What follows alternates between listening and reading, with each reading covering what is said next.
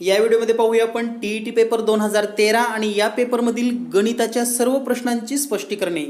आपणास माहीत आहे टीईटी पेपरमध्ये वारंवार पाठीमागील किंवा पूर्वी झालेल्या प्रश्नपत्रिकेचेच प्रश्न रिपीट होतात।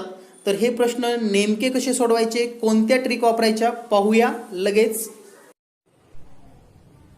चला तर पाहूया पहिला प्रश्न। आणि या ठिकाणी पहिला प्रश्न जो दिलेला आहे आपणास 91 नंबरचा प्रश्न आहे। आपण ही प्रश्नपत्रिका सोडवून घेत आहोत 2013 आणि पेपर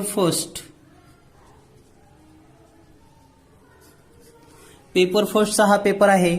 तर या ठिकाणी आपण पहिला प्रश्न वाचूयात। 11/14, 13/18, 27/31, 19/24, 17/19 या संख्या चढत्या क्रमाने लावल्यास पहिली संख्या कोणती येईल। तर हा प्रश्न सोडवण्याची एक सोपी पद्धत म्हणजे या सर्व अपूर्णांकांना दशांश अपूर्णांकामध्ये रूपांतर करून घ्यायचं। जसं की आपण जर पहिला अपूर्णांक पाहिला 11/14, तर या ठिकाणी 14 ने 11 ला भागायचे आपल्याला। 14 × 1 = 14, शून्याचा भाग बसेल 110 होईल। आणि जर आपण 14चा पाडा म्हणला तर 14×5 = 70, 4×84 = 14, 7×7 = 98, 14×8 = 12 म्हणजे या ठिकाणी 14 7 98 7 येईल। आणि पुढे 12 शिल्लक राहतील म्हणजेच 120 होईल आणि उत्तर येईल 14×8 = 12 म्हणजे पहिल्या अपूर्णांकाची किंमत आलेली आहे 0.78। त्यानंतर दुसरा अपूर्णांक आहे आपल्याकडे 13/18। हा पण भागाकार करून घेऊयात आपण। 18 × 1 = 18, शून्याचा भाग बसेल म्हणजे 0.130 होईल। आता 18चा पाडा म्हणायचा आहे आपल्याला। 18×5 = 90, 18×8 = 108, 18×7 = 26 म्हणजे 7 आणि 130 मधून 26 गेले 4 राहिलं 40 होईल। 18×2 = 36 म्हणजे दुसऱ्या अपूर्णांकाचं उत्तर आलेलं आहे 0.72। त्यानंतर तिसरा अपूर्णांक पाहूया आपण 27/31। तर या ठिकाणी आता 31चा पाडा म्हणावा लागेल आपणास। आणि जर 31चा पाडा म्हणायचा असेल आपल्याला तर या ठिकाणी पहा 31 × 1 = 31 आणि 31 शून्याचा भाग बसेल। आता या ठिकाणी येईल 270। आता 270 जर यायचं असेल तर 270 पहा, 270च्या जवळ या ठिकाणी जर आपण 31चा पाडा म्हणला 270च्या जवळचा विचार केला तर आपल्याला 31च्या ऐवजी आपण जर 30चा विचार केला तर पहा 3×8 = 24 म्हणजे 240 होईल आणि वरचं 1 आहे म्हणून +7 म्हणजे 247। तर या ठिकाणी भाग बसेल 3×8 = 247। आता पहा या ठिकाणी 0.78 आलेला आहे, इथे या ठिकाणी 7 आलेला आहे, या ठिकाणी 8 आलंय म्हणजे पुढे भाग नाही घातला तरी चालेल कारण ही मोठी संख्या येत आहे। यानंतर पुढची संख्या आहे 19/24। या ठिकाणी पण भागत असताना 24 × 1 = 24, शून्याचा भाग म्हणजे 0.190 होईल। आणि जर 24चा पाडा म्हणला आपण तर 24×25 = 24, 44 = 24, 7 68 नीचे 24×8 = 92 हे 190 आहे म्हणजे 24×7 येईल। या ठिकाणी 168 म्हणजे आणखी या ठिकाणी आपल्याला 22 उरतील, 210 होईल। आणि 24×8 = 92, 24×9 = 16 म्हणजे 0.79 उत्तर येईल या ठिकाणी। आता शेवटचा अपूर्णांक आहे पहा 17/19। तर 19चा भाग घालावा लागेल। 19 × 1 = 19, शून्याचा भाग बसेल 170 होईल। 19×5 = 95, 19 × 14 = 19, 7 33 = 19, 8 52 चे 19, 9 31 म्हणजे 19 येणार आहे या ठिकाणी। पुढचं घ्यायची गरज नाही। तर या ठिकाणी पहा आता सर्वात लहान जर अपूर्णांक विचार केला तर हे आहे 0.78, 0.72, 0.8 हा तर मोठाच आहे, 0.79, 0.8 समथिंग म्हणजे सर्वात लहान तुम्हाला 0.72 हा अपूर्णांक मिळेल। आणि हा अपूर्णांक म्हणजेच 13/18 म्हणजेच या ठिकाणी या प्रश्नाचं उत्तर असेल पर्याय क्रमांक 3। तर पर्याय क्रमांक 3 हे उत्तर बरोबर असेल। तर विद्यार्थी मित्रांनो, आता यावर डिपेंडिंग प्रश्न कोणता येऊ शकतो ते या ठिकाणी आपल्याला चर्चा करायची 1 मिनिटामध्ये। तर या अपूर्णांकाचा चढता क्रम लावल्यास पहिली संख्या म्हणून आपण ही सर्वात लहान संख्या घेतलेली आहे, लक्षात ठेवा। यामध्ये मोठी संख्या सुद्धा विचारली जाऊ शकते किंवा मध्यभागी कोणती संख्या येईल तर त्यावेळेस मात्र तुम्हाला चढता क्रम या ठिकाणी अपूर्णांकाचा सुरुवातीला लिहावा लागेल आणि मधली संख्या किंवा मधला अपूर्णांक आपल्याला शोधता येईल. आणि यासारखेच प्रश्न पुन्हा पुन्हा रिपीट होतात हे आपण पाहत आहात. तर पाहूया यानंतर प्रश्न क्रमांक 92. प्रश्न क्रमांक 92 आहे 4, 8, 9, 2 यातील प्रत्येक अंक एकदाच वापरून तयार होणाऱ्या 4 अंकी जास्तीत जास्त संख्या किती. तर या ठिकाणी जास्तीत जास्त 4 अंकी संख्या विचारलेत आपल्याला आणि याचं सूत्र माहिती आहे आपल्याकडे. जर 4 अंक असतील तर तयार होणाऱ्या संख्या शोधत असताना आपण 4 गुणिले 3 गुणिले 2 गुणिले 1 या सूत्राचा वापर करतो आणि याचा जर सर्वांचा गुणाकार केला तर तो येतो 24. म्हणजेच 24 संख्या तयार होतील. म्हणजे या प्रश्नाचं उत्तर आहे पर्याय क्रमांक 4. तर आता यावर काय डिपेंडिंग येऊ शकतं तर या 4 अंकापासून समसंख्या किती तयार होतात, विषम संख्या किती तयार होतात. त्याचबरोबर या 4 अंकामध्ये एखादा जर शून्य आला तर काय होऊ शकतं. आणि या सर्वांच्या ट्रिक आपल्या चॅनलवर उपलब्ध आहेत. जिनियस मॅथ चॅनलवरील जास्तीत जास्त व्हिडिओ पहा, ट्रिकचे व्हिडिओ पहा. आता जे काही वर्णन केलं ते सर्व ट्रिक उपलब्ध आहेत. त्याचबरोबर या 4 अंकापासून रिपिटेशन होऊन आणखी किती संख्या तयार होऊ शकतात असाही प्रश्न तुम्हाला परीक्षेमध्ये येऊ शकतो. कारण या प्रश्नाचं उत्तर अगदी 10 ते 15 सेकंदामध्ये तुम्ही शोधू शकतात. याच प्रकारचे प्रश्न विचारले जातात. यानंतर पाहूया आपण प्रश्न क्रमांक 93 लगेच. पुढील प्रश्न आहे सर्वात लहान विषम संयुक्त संख्या आणि 2 अंकी सर्वात मोठी मूळ संख्या यांची बेरीज किती. तर पहिल्यांदा तर आपल्याला सांगितलं की सर्वात लहान विषम संयुक्त संख्या. तर सर्वात लहान विषम संयुक्त संख्या आपल्याला माहित असेल तर ती आहे सर्वात लहान विषम संयुक्त संख्या 9. आणि दुसरं सांगितलंय 2 अंकी सर्वात मोठी मूळ संख्या तर ती आहे 97. या दोन्हीची जर बेरीज केली आपण 9 आणि 7 16ला 6 हातचली 1 9 1 10. म्हणजेच या प्रश्नाचं उत्तर येईल पर्याय क्रमांक 2.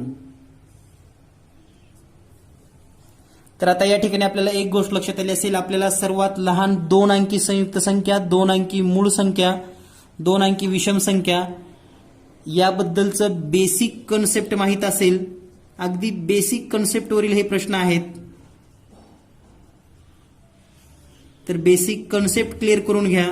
आणि हे कन्सेप्ट क्लिअर होण्यासाठी आपल्याकडे 45 व्हिडिओ उपलब्ध आहेत. जे की बेसिक गणित, तुम्हाला गणित काहीही येत नसेल तर या 45 व्हिडिओच्या मदतीने तुम्ही अगदी बेसिक तुमचं पूर्ण करू शकतात. यानंतर पाहूया प्रश्न क्रमांक 94.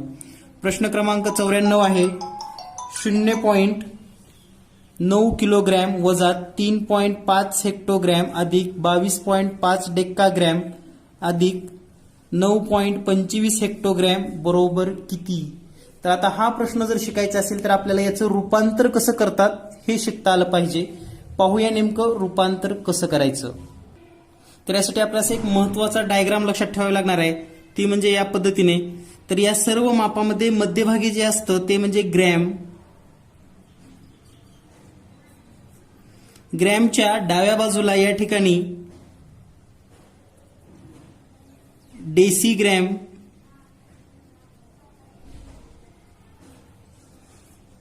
त्यानंतर पुढे सेंटीग्रॅम, त्यानंतर मिलीग्रॅम,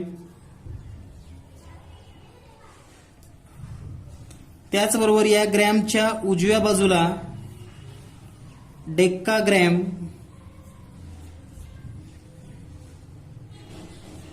त्यानंतर हेक्टोग्रॅम आणि त्यानंतर किलोग्रॅम. तर या पद्धतीने ही माप असतात. यामध्ये जे आपल्याला दिलेलं माप आहे पहा.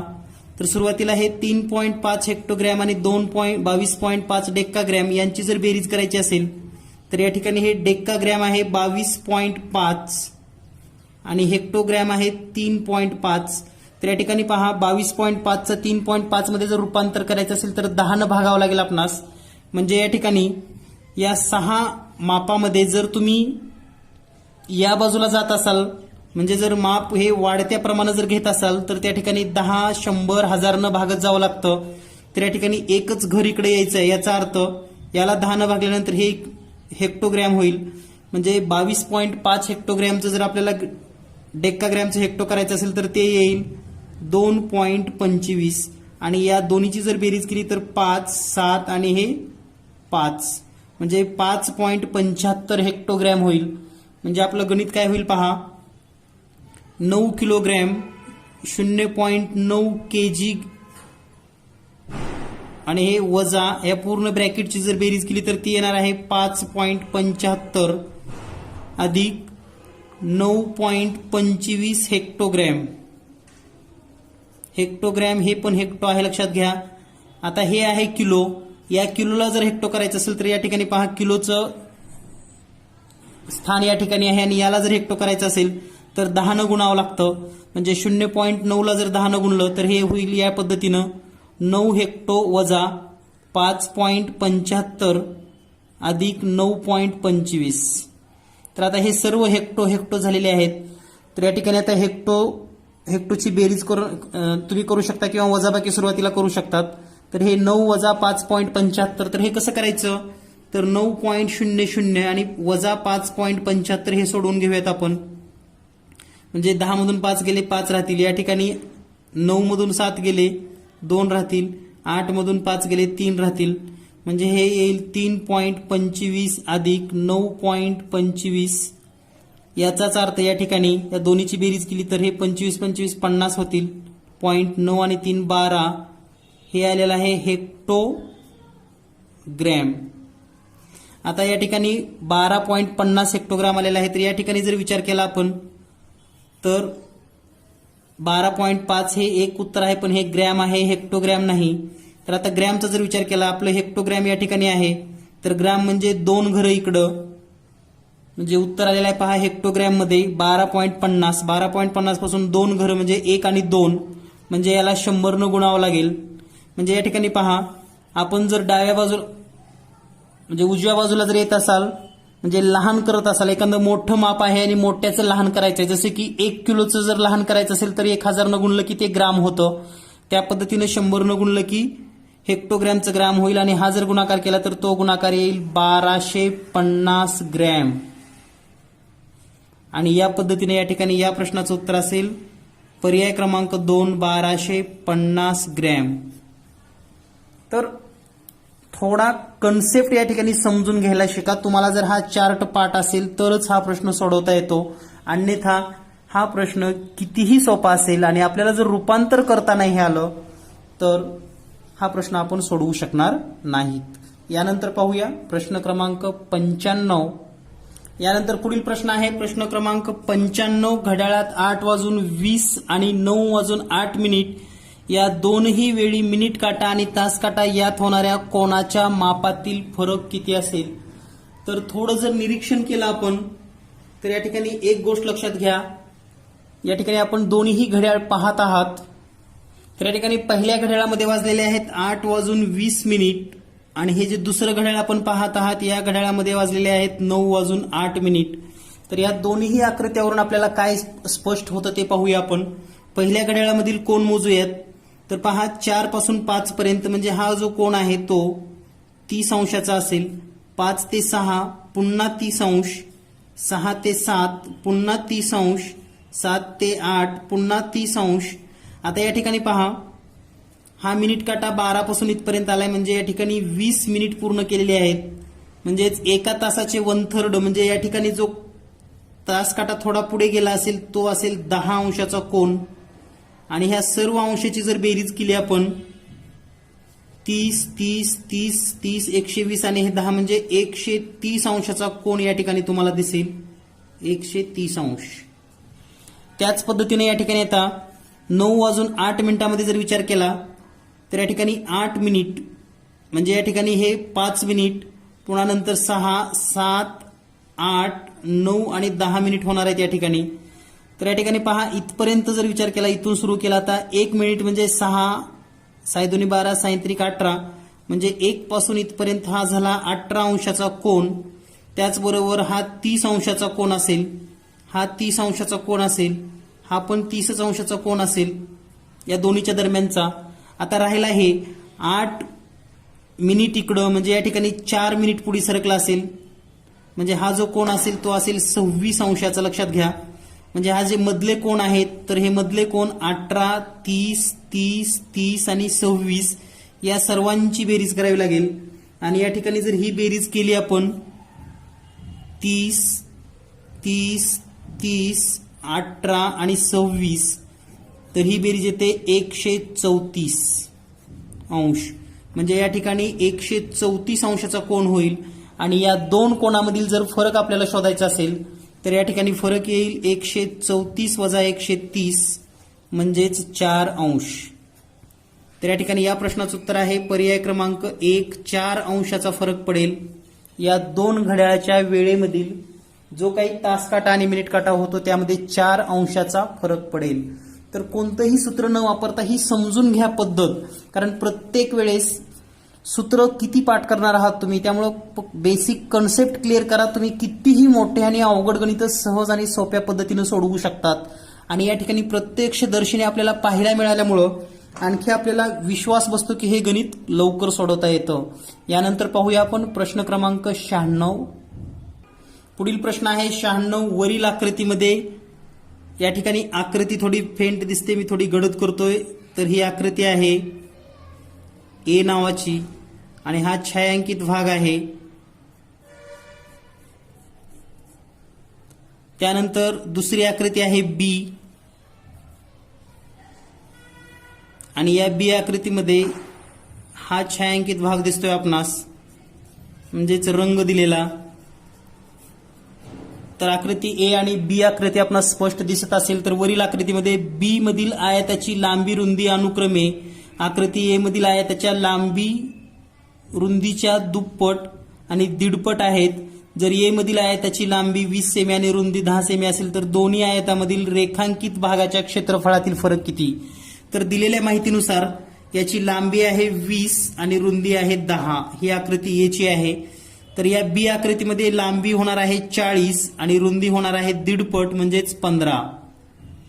तर आता या ठिकाणी जर आपण विचार केला तर हा आहे त्रिकोण आणि या त्रिकोणामध्ये या त्रिकोणाचं क्षेत्रफळ काढायचं असेल तर हा झाला पाया 20 आणि त्याची ही उंची ही आहे 10, या रुंदी इतकी असेल. म्हणून याचं जर क्षेत्रफळ काढायचं असेल आपल्याला लहान आकृतीचं तर 1/2 गुणिले पाया गुणिले उंची म्हणजेच 20 गुणिले 10 बरोबर बेक बे 0, 10 गुणिले 10 म्हणजेच 100 चौरस 1 सेमी या ठिकाणी उत्तर येईल याचं. आकृती एचं क्षेत्रफळ. आता या ठिकाणी आकृती बीचं क्षेत्रफळ काढत असताना पुन्हा आपल्याला तेच सूत्र वापरावे लागेल 1/2 गुणिले पाया गुणिले उंची. तर याचा पाया असेल 40 आणि ही उंची ही आपण या रुंदी इतकी म्हणजेच 15 घेणार आहोत गुणिले 15 बे बे दोन्ही 4 आणि हे 0, 15 दोन्ही 30 आणि हे 0 म्हणजेच 300 चौरस सेमी हे मोठ्या आकृतीचं क्षेत्रफळ आहे. तर या दोन्हीमध्ये जर फरक काढला आपण तर 300 वजा 100 म्हणजेच 200 चौरस सेमी इतकं उत्तर असेल. म्हणून या प्रश्नाचं उत्तर आहे पर्याय क्रमांक 1. यानंतर पाहूया प्रश्न क्रमांक 97. यानंतर पुढील प्रश्न आहे प्रश्न क्रमांक 97 आणि यामध्ये दिलेला आहे आपल्याला 0.8 भागिले 15 16/15 भागिले 0/5 भागिले 5/8. तर या ठिकाणी थोडं जर निरीक्षण केलात मित्रांनो तर पहा हा गणित इतका सोपा आहे की या ठिकाणी 0/5 आणि गुणिले भागिले 5/8 या सर्वांची किंमत तर 0च येते.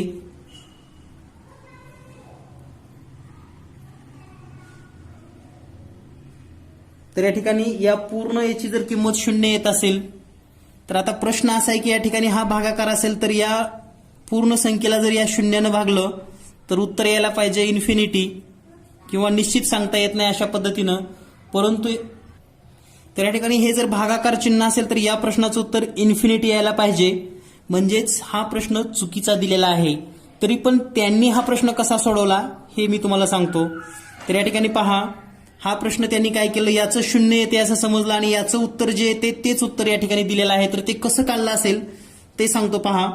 तर हे 0.8 भागिले 16/15 याला आपण एक सोप्या पद्धतीनं 0.8 म्हणजेच 8/10 लिहू शकतो. म्हणजे 0.8च होतं या ठिकाणी.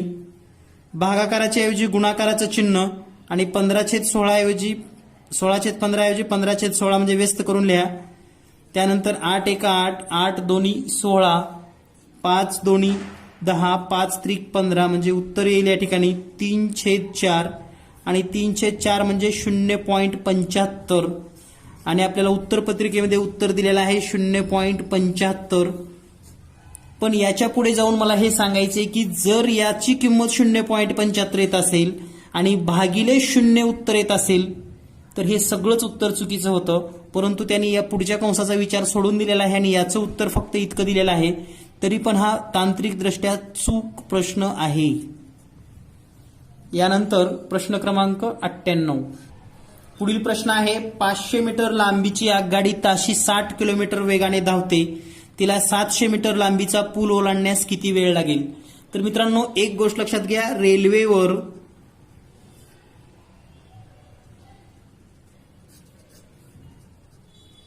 पाच प्रकारची सूत्र आहेत आणि त्याचा व्हिडिओ पण आपल्या चॅनलवर आहे. तो व्हिडिओ पाहून घ्या. म्हणजे रेल्वेचा कोणताही प्रश्न आला तर तुम्ही अगदी सहज आणि सोप्या पद्धतीने सोडवू शकतात. किंवा बेसिक मॅथमॅटिक्स, बेसिक कन्सेप्ट 45 व्हिडिओचा कोर्स तुम्ही पूर्ण करा. तुम्हाला सर्व गणिताचे बेसिक क्लिअर होऊन जातील. तर या ठिकाणी आता सोडवण्यासाठी आपल्याला सूत्र माहित असलं पाहिजे. 18/5 गुणिले रेल्वेची लांबी 500 मीटर अधिक पुलाची लांबी 700 मीटर आणि छेदामध्ये वेग म्हणजेच 60 किलोमीटर. हे आपण या ठिकाणी लिहायचं आहे. आणि हे लिहिल्यानंतर आता 18/5 गुणिले 500 आणि 700 म्हणजे हे होईल 1200 छेदामध्ये 60, 1 0 कटलं. त्यानंतर 6 1 6, 6 3 18, 5 न 120 ला भागूयात. 5 1 5, 5 2 10, 2 उरले 5 चोक 20 आणि 3 गुणिले 24 या ठिकाणी येईल. 3 गुणिले 24 बरोबर 24 त्रिक 72 सेकंद. म्हणजेच या प्रश्नाचं उत्तर येणार आहे 72 सेकंद. पर्याय क्रमांक 3 हे उत्तर अचूक आहे.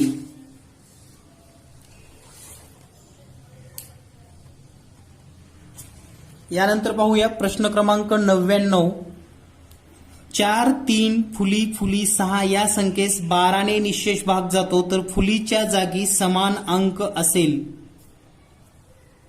म्हणजे फुलीच्या जागी समान अंक आहे आणि 12 ने भाग जातो. तर लक्षात ठेवा, 12 ने भाग जाणाऱ्या संख्येला 3 व 4 ने भाग जाणं गरजेचं आहे. 3 ने आणि 4 ने.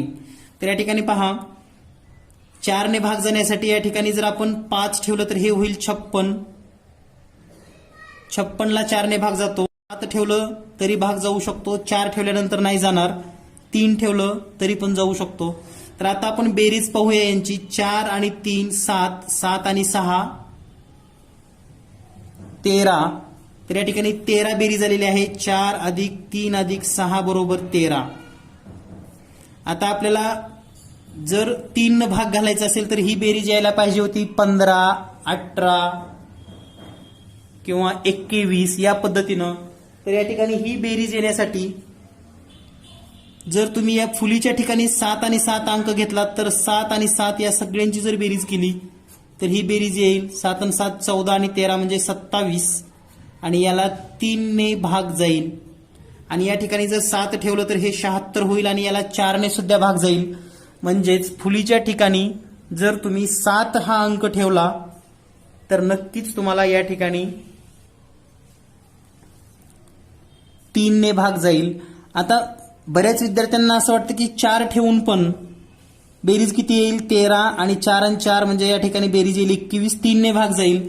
पण जर या ठिकाणी जर 4 ठेवलात तुम्ही तर हे 46 होईल आणि 46 ला 4 ने भाग जात नाही.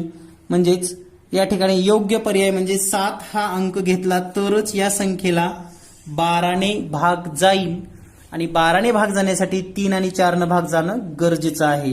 यानंतर पाहूया प्रश्न क्रमांक 100. यानंतर पुढील प्रश्न आहे 2011 साली गांधी जयंती रविवारी होती तर त्याच वर्षातील प्रजासत्ताक दिन वार केव्हा असेल. तर यासाठी एक ट्रिक लक्षात ठेवा तुम्ही. जर सर्वसाधारण वर्ष असेल, सर्वसाधारण म्हणजे लीप नसलेलं, तर प्रजासत्ताक दिन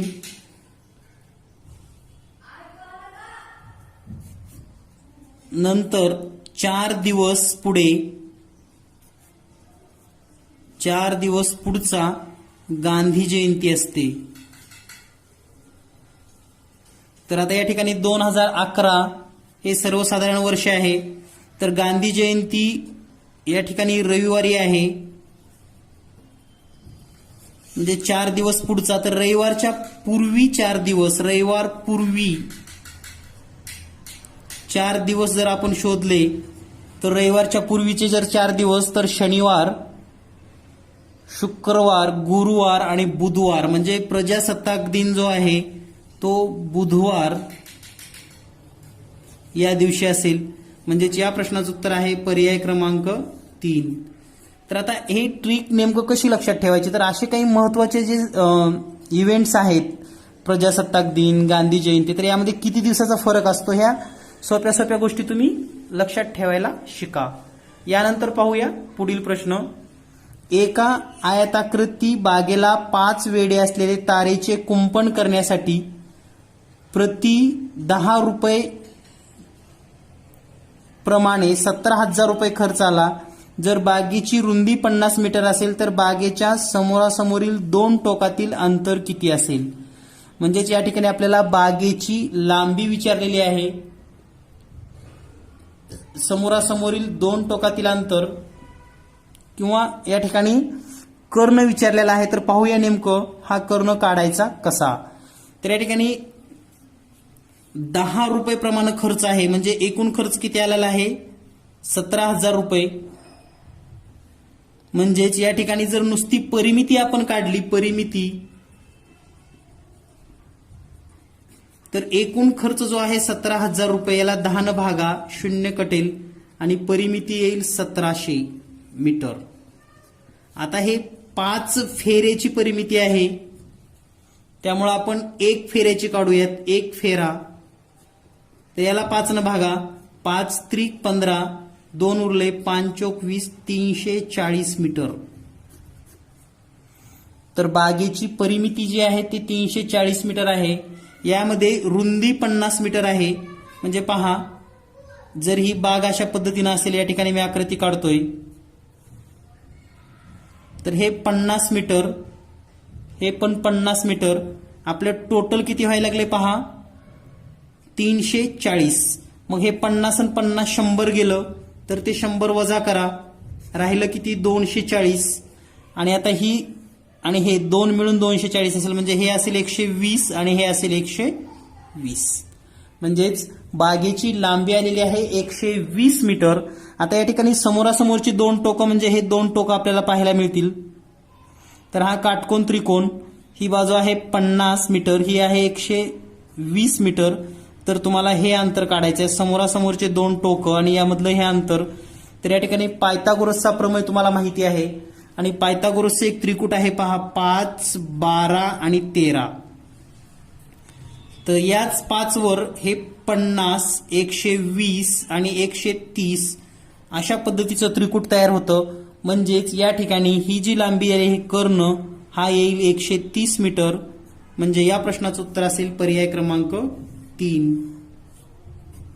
हे उत्तर बरोबर असेल. यानंतर पाहूया आपण प्रश्न क्रमांक 102.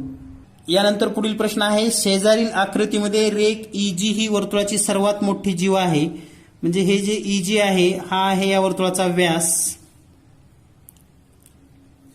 EFGH म्हणजे EFGH याची परिमिती दिली आहे 96. तसेच रेख EG एकरूप रेख FG आणि FG दिलाय 56 सेंटीमीटर. तर यावरून वर्तुळाचा परिघ काढा किंवा परिमिती काढा असा प्रश्न आहे. तर या ठिकाणी पहा, हे 2 सारखं दिलेलं आहे, ही बाजू समांतर आहे, म्हणजे राहिलेल्या 2 बाजू सुद्धा सारख्या असणार. म्हणजे हे दोन त्रिकोण एकरूप होणार. त्यामध्ये हे आहे 56, हे आहे 56. तर 56 आणि 56चा जर विचार केला आपण, 56 आणि हे 56 बेरीज येईल 112. परंतु आपल्याला सांगितलं की ह्या चारीची मिळून बेरीज आहे 196. मग 196 मधून हे 56 वजा करूयात, 112 84 येईल.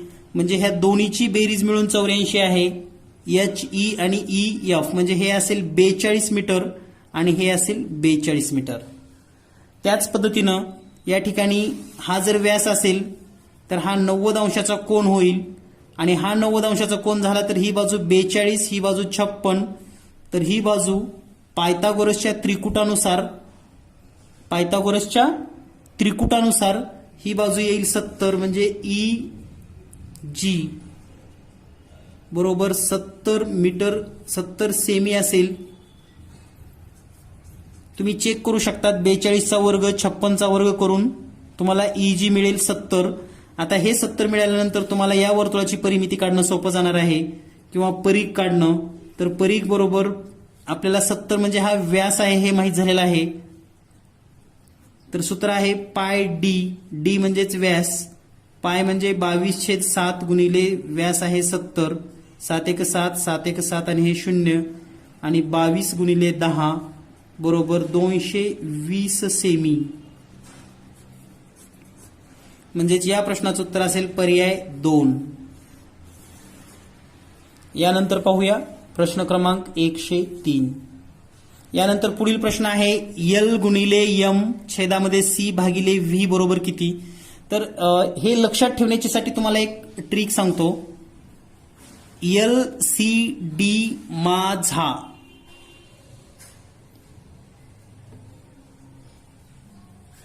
तर हे माझा म्हणजेच M हे अक्षर लक्षात ठेवा. LCDM. तर L म्हणजे 50 असते, C म्हणजे 100, D म्हणजे 500 आणि M म्हणजे 1000. LCD माझा, LCDM, LCD माझा. बाकी तुम्हाला V वगैरे तर सर्व माहिती आहे. तर हे सोडवायचे. तर आता L म्हणजे किती घेणार तुम्ही. तर पहा L म्हणजे हे 50 गुणिले M म्हणजे येणारे 1000 भागिले C म्हणजे किती आहे 100, पुन्हा या ठिकाणी भागिले V म्हणजे किती आहे 5. तर आता हे कॅल्क्युलेशन तुम्ही सहज आणि सोप्या पद्धतीने करू शकतात. परंतु या ठिकाणी तुमचं कन्फ्युजन होऊ नये म्हणून LCD माझा हे वाक्य लक्षात ठेवा. त्यानंतर पहा हे 1 0 1 0 2 0 कटली, पुन्हा हे 2 0 कटली. म्हणजे या ठिकाणी उत्तर काय आलं 50 गुणिले 10. म्हणजेच या ठिकाणी आपण असं लिहू शकतो 500 भागिले 5 आणि 500 भागिले 5 म्हणजेच या ठिकाणी उत्तर येईल 100 आणि 100ला काय म्हणतो आपण तर C म्हणतो. म्हणजेच या प्रश्नाचं उत्तर आहे पर्याय 3. तर या पद्धतीनं सोडवायचं आहे. म्हणजे LCD माझा हे जर माहित असेल तर तुम्ही हा प्रश्न सहज सोडवू शकतात. यानंतर पाहूया 104 नंबरचा प्रश्न. x/15 ही एक विषम संख्या आहे. या संख्येनंतर क्रमाने येणारी 13वी सम संख्या कोणती. तर दिलेली संख्या जर सम असेल आणि त्याच्यानंतर दिलेली संख्या विषम आहे 1/15, याच्यानंतर येणारी 13वी सम, तर ती काढत असताना आपण 13 गुणिले 2 आणि वजा 1 करूनच हे सगळं कॅल्क्युलेशन करतो. म्हणजे आपण असं लिहू शकतो x/15 अधिक या सर्वांचं कॅल्क्युलेशन करूया. 13 2 26 आणि वजा 1 म्हणजे हे येईल 25. तर या ठिकाणी आता x/15 गुणिले 25. तर तुम्हाला 15 आणि 25चा गुणाकार करावा लागेल. म्हणजे x अधिक 15 गुणिले 25 येईल 375 आणि छेदामध्ये असेल 15. तर ही संख्या आहे आपली x/15 या विषम संख्येनंतर येणारी 13वी समसंख्या. तर यासारखी जे काही महत्वाचे सूत्र आहेत, सम संख्येनंतर समसंख्या, विषम संख्येनंतर विषम संख्या, सम नंतर विषम, विषम नंतर सम. तर हे समजून घेण्यासाठी बेसिक कन्सेप्ट चे 45 व्हिडिओ पाहायला विसरू नका. यानंतर पाहूया पुढील प्रश्न. पुढील प्रश्न आहे 27 या ठिकाणी हे दिलेलं आहे 27,487 या संख्येतील उजवीकडील 7ची स्थानिक किंमत डावीकडील 7च्या स्थानिक किमतीच्या किती पट आहे. तर या ठिकाणी ही डावीकडील आणि उजवीकडील कसं ओळखायचं, तर आपण बघत असताना आपला उजवा हात म्हणजे उजवी, डावा हात म्हणजे डावी. तर आपल्याला असं विचारलं की डावीकडील 7 स्थानिक किमतीच्या किती पट आहे. डावीकडीलच्या 7, तर डावीकडीलच्या 7ची ही किंमत आहे. तर ही किंमत आहे 7 गुणिले m बरोबर उजवीकडील स्थानची किंमत 1 2 3 चौथं घर म्हणजे हे असेल 7000 1 2 3 0 म्हणजे या ठिकाणी m जर काढायचं असेल तर आपल्याला 7000 भागिले 7 काढावं लागेल.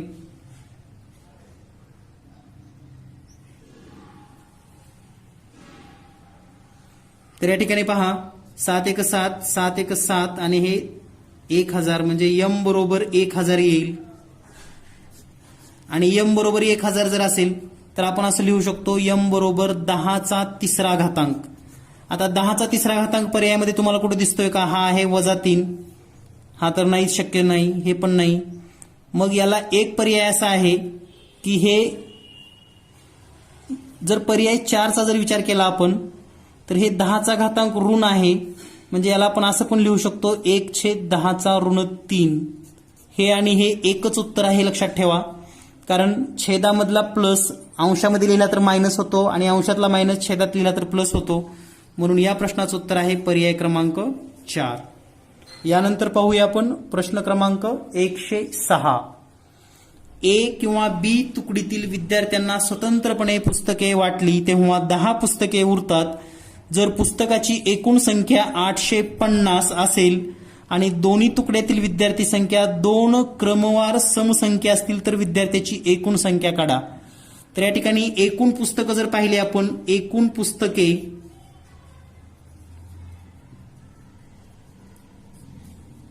तर एकूण पुस्तकं आहेत आपल्याकडे 850 आणि 2 तुकडे आहेत ए आणि बी. दोन्हीमध्ये पण समसंख्या क्रमवार असणारी विद्यार्थी संख्या आहेत. म्हणजे 90 जर असेल तर 90 मधून अगोदर 2 वजा करायचं म्हणजे एका तुकडीमध्ये 44, एका तुकडीमध्ये 46. 82 असेल तर 40 42.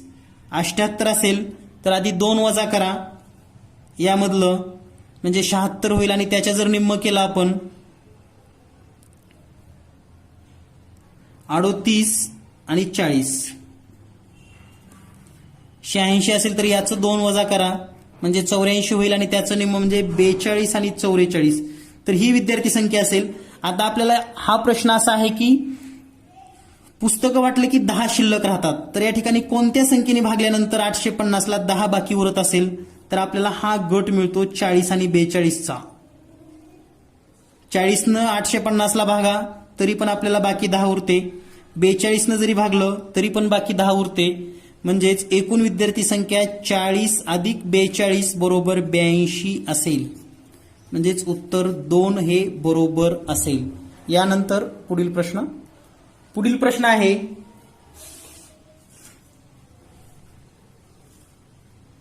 मुलाचे वय वडिलाच्या 3/7 पट आहे. जर दोघांच्या वयातील फरक 40 वर्ष असेल तर आणखी 10 वर्षांनी मुलाचे वय वडिलाच्या वयाच्या किती पट असेल.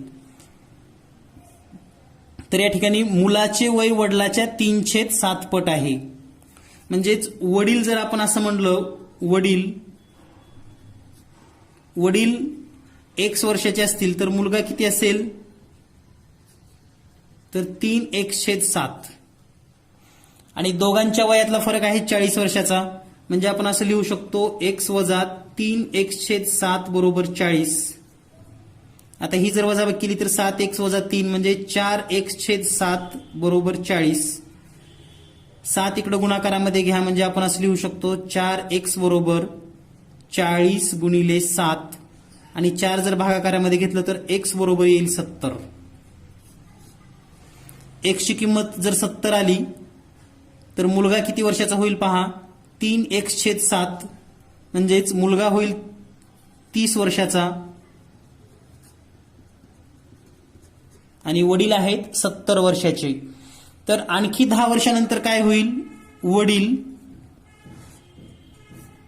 80 वर्षाचे होतील आणि मुलगा 40 वर्षाचा होईल. म्हणजेच या ठिकाणी मुलाचे वय वडिलाच्या वयाच्या अर्धे असेल, म्हणजे 1/2 पट. पर्याय क्रमांक 3 उत्तर बरोबर असेल. यानंतर पुढील प्रश्न. एक वस्तू विकल्याने विक्रेत्याला 4% तोटा होतो. जर त्या वस्तूची विक्री किंमत 550 रुपयाने वाढवली असती तर 6% नफा झाला असता. यावरून वस्तूची मूळ किंमत काढा. तर पहा, 4% तोटा आणि 6% नफा यामध्ये टोटल 10%चा फरक आहे. लक्षात घ्या, 10%चा फरक आहे.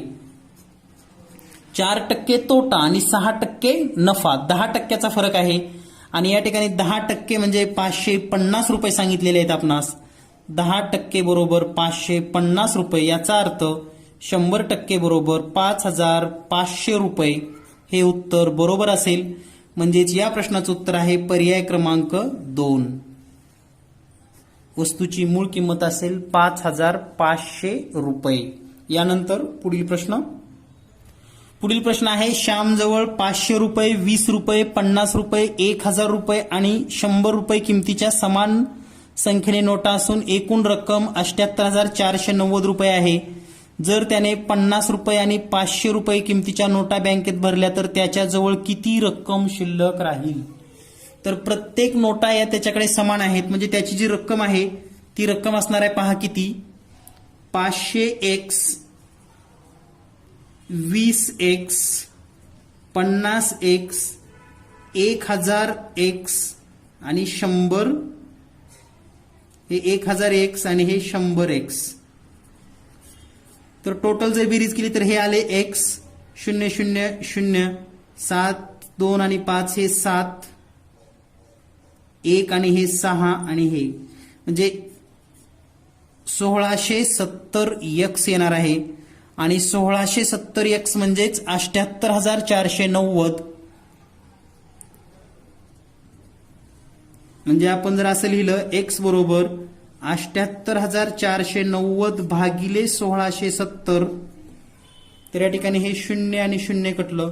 आता 8,449, 8,449 ला आपणास 7,849 भागिले 167 जर केलं तर हा भागाकार येईल आपणास 47. म्हणजे प्रत्येक प्रकारच्या 47 नोट आहेत. तर आता त्यांनी 50 आणि 500 रुपये किमतीच्या नोट बँकेत भरल्या तर त्याच्याजवळ किती रक्कम शिल्लक राहील? तर आता 50 आणि 500चं जर कॅन्सल केल्या आपण, 50 आणि 500 म्हणजे ह्या दोन नोटा जर कॅन्सल केल्या तर बाकीची जर रक्कम विचार केली आपण तर ही रक्कम येईल 47 गुणिले 20. त्यानंतर ही रक्कम येईल 47 गुणिले 1000 आणि ही रक्कम असेल 47 गुणिले 100. तर या सर्व रकमेची जर बेरीज केली तर 47 गुणिले 1000 म्हणजे 47,000. त्यानंतर 4,700 आणि त्यानंतर येणार आहेत 47 गुणिले 20 म्हणजेच 940. या सर्वांची बेरीज करा. 0 4 9 आणि 7 16ला 6 हातच्याली 1, 7 आणि 4 11 आणि 1 12ला 2 हातच्याली 1 5 म्हणजेच 52,640 रुपये. 52,640 रुपये हा पर्याय बरोबर असेल. एवढी रक्कम त्याच्याकडे शिल्लक राहिली असेल, बाकीची रक्कम त्यांनी बँकेत भरलेली आहे. यानंतर पुढील प्रश्न आहे, खालील त्रिकोणाच्या बाजूच्या मापाचे संच दिले आहेत, त्यापैकी कोणत्या संचाने त्रिकोण रचना करता येणार नाही? तर त्रिकोणाची रचना कोणत्या ह्यानी करता येत नाही लक्षात ठेवा.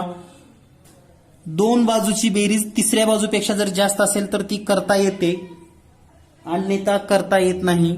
तर या ठिकाणी पहा, सगळ्यात सिंपल पद्धतीने सांगतो तुम्हाला. 50 आणि 30 80 ही बेरीज ह्या 90 पेक्षा लहान आहे. 90 म्हणजे तिसरी बाजू मोठी आहे. दोन्हीची बेरीज करून सुद्धा तिसरी पेक्षा कमीच आली म्हणजे हा त्रिकोण काढता येत नाही. बाकी प्रत्येक ठिकाणी तुम्ही जर पाहिलात तर 80 आणि 60 140 100पेक्षा जास्त येतं, 80 100 60 पेक्षा जास्त येतं, 60 आणि 100 80 पेक्षा जास्त येतं. अशाच पद्धतीने हे सर्व पर्याय आहेत. यानंतर पुढील प्रश्न आहे 27 घनमीटर घनफळ असणाऱ्या भरीव लाकडी घनापासून 1 सेमी बाजू असलेले घन कापून वेगवेगळ्या जोडणीने नवीन तयार केलेल्या भरीव इष्टिकाचे तिचे पृष्ठफळ खालीलपैकी किती असू शकते.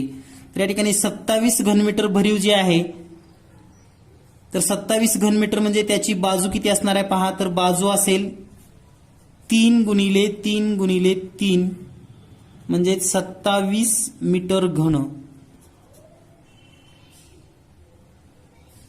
म्हणजेच या ठिकाणी पहा 1 सेमी बाजू असलेले जर आपण विचार केलं तर या पद्धतीचा हा मूळ घन आहे.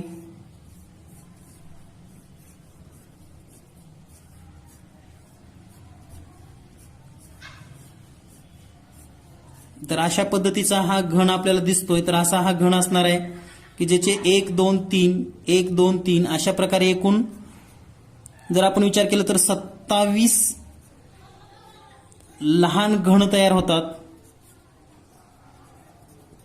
म्हणजे आता एकाच जर लहान घनाची बाजू काढली तर एकाच जर आपण पृष्ठफळ काढलं तर आता हे जर आपण जोडायचं असं ठरवलं, हे जर जोडणी म्हणजे हे जर वेगवेगळे म्हणजे आपण तयार केले तर यापासून जे काही घन आकृत्या तयार होतात तर यामध्ये यांची लांबी रुंदी म्हणजे हे जर जोडून पाहिलं तुम्ही तरच आपल्याला हा प्रश्न लक्षात येतो.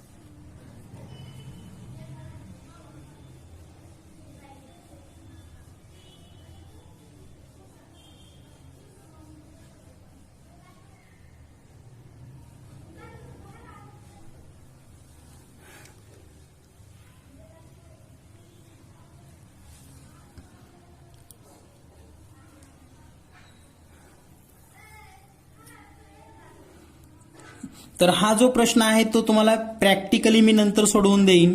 लक्षात ठेवा, हा 111 नंबरचा प्रश्न तुम्हाला नंतर सोडवून दिला जाईल. यानंतर पाहूया पुढील प्रश्न.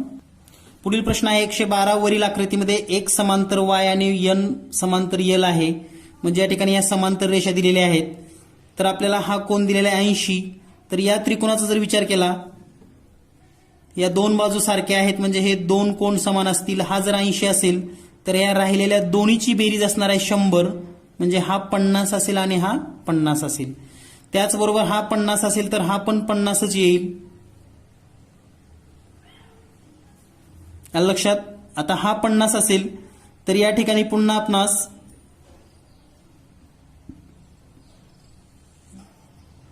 या बाजू समान दिलेल्या आहेत. म्हणजे हा 50 असेल तर पुन्हा हा 50च होणार आहे. लक्षात घ्या. त्याचबरोबर हा 50 असेल तर हा किती होणार आहे, तर हा समांतर कोण आहे हा पण होईल 50च. त्याचबरोबर ही समांतर बाजू आहे.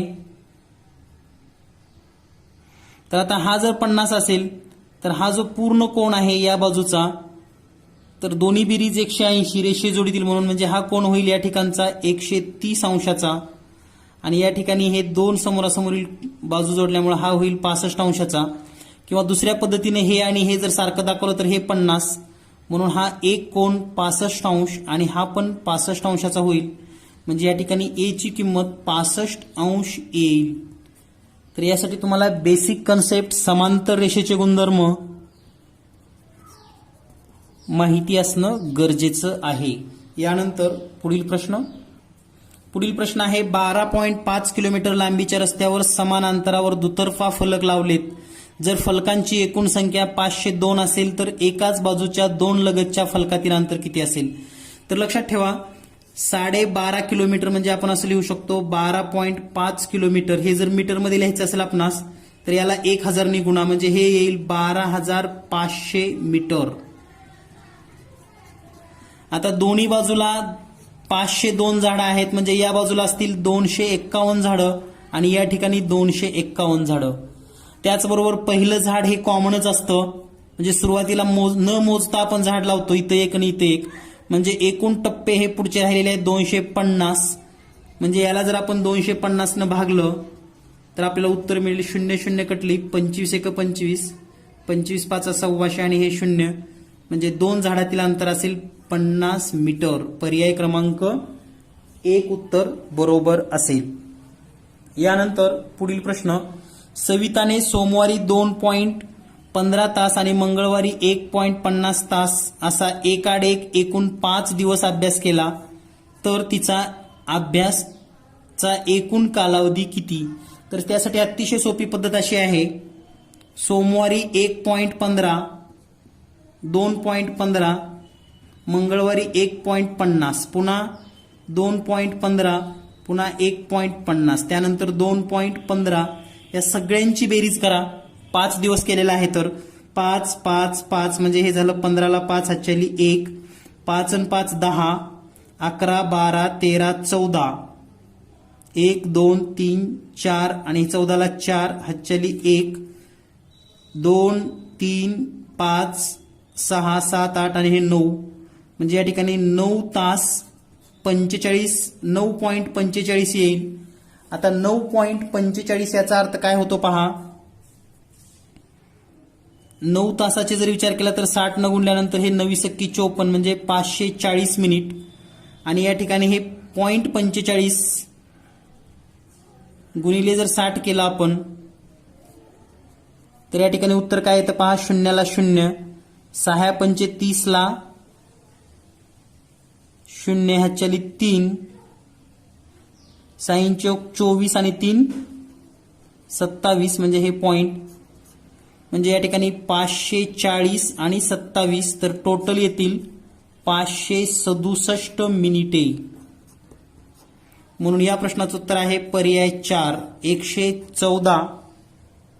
उत्तर आहे पर्याय क्रमांक 4. आता बऱ्याच विद्यार्थ्यांना काय होतं 9.45 बेरीज झाली की ते लिहितात 9 तास 45 मिनिट.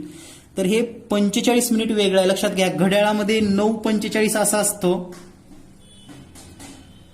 आणि या ठिकाणी आलेलं 9.45 हे असं आहे, लक्षात घ्या. तर हा फरक आहे आणि या ठिकाणी आपल्या चुका होऊ शकतात. यानंतर पुढील प्रश्न आहे, शेजारील आकृतीत त्रिकोणाची संख्या किती? या ठिकाणी जर आपण त्रिकोण सहज जरी मोजले तर पहा, हा 1, हा 2, त्यानंतर हा मोठा 3, त्यानंतर हा 4, त्यानंतर 5, त्याचबरोबर हा 6,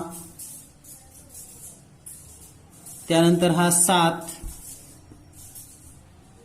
तर या ठिकाणी हे पर्याय 4 नाही, 5 नाही, 6 नाही, राहिलाय फक्त 2 नंबरचा पर्याय 25. पण या ठिकाणी काहीतरी मिसप्रिंट आहे असं मला वाटतं, तर हे मी चेक करून नंतर तुम्हाला सांगेल. यानंतर पाहूया प्रश्न क्रमांक 116, 1.6 गुणिले 1.6 वजा 0.8 कंसामध्ये 1.6 वजा 0.8. तर या ठिकाणी जे काही पूर्ण कॅल्क्युलेशन दिलेलं आहे हे जर आपण कॅल्क्युलेशन थोडं शॉर्ट लिहिण्याचा प्रयत्न केला तर या कंसामध्ये 1.6चा वर्ग आणि या ठिकाणी येईल 0.8चा वर्ग. म्हणजेच या ठिकाणी आपण असं लिहू शकतो, सरळ आणि सिंपल पद्धतीने जरी विचार केला तरी तुम्हाला एक गोष्ट लक्षात येईल. तर या कॅल्क्युलेशन मध्ये हे जे 1.6 गुणिले 1.6 आहे तर हे येईल 1.6 कंसाचा वर्ग वजा हे 0.8, 1.6 मधून 0.8 गेले तर हे राहील 0.8 कंसाचा वर्ग आणि छेदामध्ये जर विचार केला तर 0.8 वजा 0.8 म्हणजे हे येईल वजा 0.8 आणि हे असेल 2 मधून 0.4 गेले तर या ठिकाणी असेल 1.6 वजा 0.4. त्याचबरोबर दुसऱ्या कंसामध्ये जर विचार केला तर 1.6 वजा 0.8 म्हणजे हे 0.8 आणि 1.6 म्हणजे या कंसामध्ये असेल 1.6 अधिक 0.4. तर हे तोंडी सोडवल्या सुद्धा तुम्हाला लक्षात येईल या ठिकाणी. तर या ठिकाणी आता वरचा जो कंस आहे तोच कंस खालचा येतो, म्हणजे वर 1.6 कंसाचा वर्ग वजा 0.8 कंसाचा वर्ग, आणि या ठिकाणी 0.8 आलेला आहे आणि हे 0.8च आहे, आणि छेदामध्ये पण तुम्हाला तेच मिळेल 1.6 कंसाचा वर्ग वजा 0.8 कंसाचा वर्ग, आणि हे पूर्ण कंस कॅन्सल होतील आणि याचं उत्तर येईल 1. म्हणून या प्रश्नाचं उत्तर आहे पर्याय क्रमांक 4. 116 पर्याय क्रमांक 3 उत्तर बरोबर आहे. 1 उत्तर येणार आहे याचं. यानंतर पाहूया आपण पुढील प्रश्न. पुढील प्रश्न आहे, एक बाक आणि स्टूल याची एकूण किंमत 1525 रुपये आहे. बाकापेक्षा स्टूल 425 रुपयाने स्वस्त आहे, तर 2 बाकांची किंमत किती असेल? तर या ठिकाणी पहिल्यांदाच आपल्याला सांगितलंय की बाकापेक्षा स्टूल 450 किमतीनं स्वस्त आहे, म्हणजे स्टूल हा स्वस्त आहे किंवा स्टूलची किंमत कमी आहे, म्हणजे बाकाची किंमत जास्त आहे. आपल्याला जर फरक दिला असेल तर एका बाकाची किंमत काढत असताना ह्या दोन्हीची बेरीज करा आणि 2 ने भागा, म्हणजेच 1525 अधिक 425 भागिले 2 करा. तर या ठिकाणी जर बेरीज केली 25 25 50 1500 आणि हे 400 1900, म्हणजेच हे येईल 1950 भागिले 2. याला जर भाग दिला आपण तर उत्तर येईल 975 रुपये. म्हणजे या ठिकाणी एक बाक तो 975 रुपयाला आहे. असे जर 2 बाक घेतले तर किंमत येईल 1950. किंमत येईल 1950 आणि म्हणून 2 बाकाची किंमत असेल 1950. पर्याय क्रमांक 4 उत्तर बरोबर असेल. यानंतर पुढील प्रश्न, 2 फुली फुली 4 गुणिले 1 फुली स्टार या क्रियेचे उत्तर खालील पर्यायापैकी काय असू शकतं? तर या ठिकाणी सिंपल वेने जर तुम्ही विचार केलात तर 8 गुणिले 4चा जर गुणाकार केला तर 8 चोक 32, म्हणजे एककला 2 असणार आहे हे निश्चित आहे. एककला 2 म्हणजे हे 2 आणि हे 2, म्हणजे हे पर्याय दोन्ही पण कट झाले कारण यांची एकक आहेत 6.